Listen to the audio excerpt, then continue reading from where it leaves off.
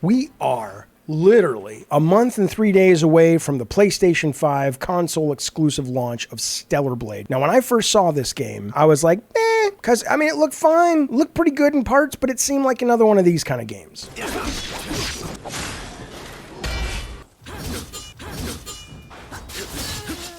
And these games are great. I love some of them, but you know, there's a lot of them were in a glut, and I was just like, all right, I'll wait and see. Well, the demo comes out. The demo's pulled from the PlayStation Store unceremoniously. What if there was a it doesn't matter. Pulled from the PlayStation Store within an hour. Didn't get to play it. A lot of people did get to play it before it was pulled. It's interesting, because it seems like half the people who played it really are more hyped now, and half the people who played it are like, ooh, this is not going to be good. But here's the deal. A fella who likes to go by the name AJ Brunt, he put up his entire playthrough. Took him 40 minutes, and that's what I watched. The whole thing to get a sense of, is this cool or not? And I'll tell you what, I have been converted. Hello, it's the Mormons. That would be interesting. That's a new marketing tactic. They knock on your door and they're like, hey, we want to talk to you about Stellar Blade. I answer the door for the Mormons. I like to talk religion. I would certainly answer the door if it was the Stellar Blade marketing team. And it's like, just never stops. The brain keeps going.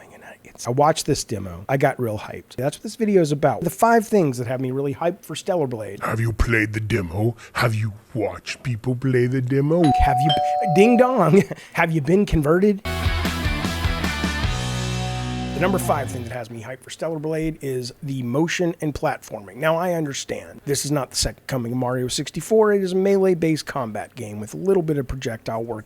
But I didn't expect it to have the swimming and the swinging and the leaping and climbing and whatever the fuck this is. Like I said, I understand where we're at with this game. There's a lot more in common with Bayonetta and Devil May Cry than something like Mario or something like Banjo-Kazooie. That's fine, that's fair. But the fact that it does feel a little bit more adventure-y, not just going room to room and killing bad guys, I dig that stuff. I'm in. That's exciting to me. The number 4 thing that there's not a number 4. There's 4 things, but you don't want to make a video that's like 4 things. 5 sounds better. So instead of that, I'll just give you for number 4 a couple things I did think were really cool. I really liked the drone. Now, get ready. I'll be supporting with the drone. Most drones in games these days are not like pilot drones. They're like drones like little robots with AI voices and stuff like in Destiny. This was the final battlefield of civilization. Be sure to keep that. The terrain data's changed recently. That was pretty cool that the dude that you know in real life is actually like piloting drones, and that's who you're talking to, not just like an AI. I like the way you open chests and codes and stuff.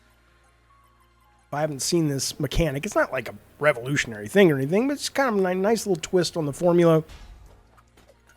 I like this thing. I don't know what it is. It looks like she's putting a penis in a thing, and the penis is... Number 3, listen, man, I'll tell you something. I like the sexy time in this game. I like the T, I like the A, I like the jiggle T, the jiggle A. People say, but Jeffy, you're a progressive, you're a leftist, you can't like that stuff. They don't understand really what the argument is when it comes to that. I like diversity. I like there being lots of different ways that lots of different people are portrayed in games. One of those ways is having fun with sex. I'm a big fan of this. I think it's fun. The thing I even like more is the blend, the mix, juxtaposition, the marbling of the sex. The overt sexuality and the space opera. 2 of my favorite fucking things, man.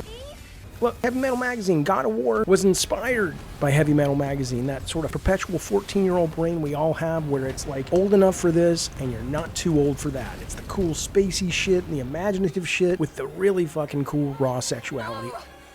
The drone is different. This is no longer the drone you knew. Adam. I have to return to Zion.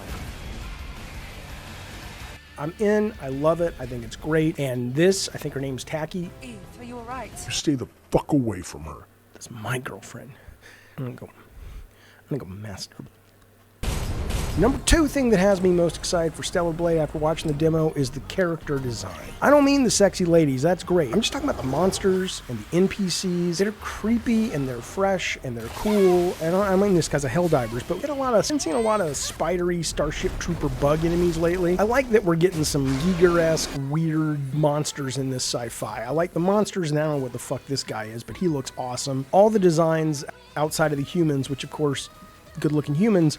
Well, they're kind of humans. I don't know fuck they are. But really neat character design in this game. I like it. The number one thing that has me hooked is Jesus fucking Christ. Well, somebody who made the decisions about the Stellar Blade better not have microtransactions for fast travel, or I will fucking cut a bitch. I fucking mean it. Like the video, sub to the channel, or I swear to God, I will put Kathleen Kennedy in charge of PlayStation. Well, somebody who made the decisions about the opening of this game sit the rest of Sony down and go, this is how you do a fucking opening. You're welcome.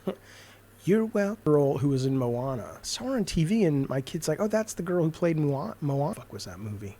TV show. It was like horror. Hey, Sarah. And she's outside. The opening of this game is exactly how you should open an action game. You get the sense the director and the creators of this game just want to show you a good time, man. They're not trying to pontificate about the state of this, that, or the other. They're just like, come have some fucking fun. Watch out for Gardner's interception.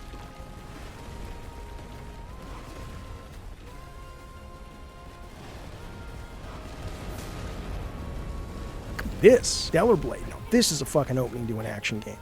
You crash on the planet and you're off to the goddamn races. Who's not gonna want to play this? Sony, I don't like the word masterclass. I think it's overused and obnoxious. But if you feel like you have to use it, use it.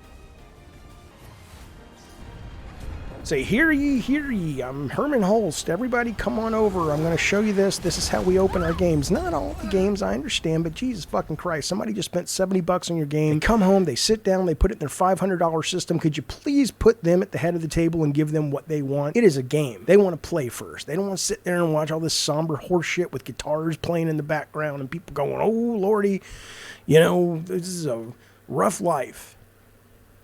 And there's a bird.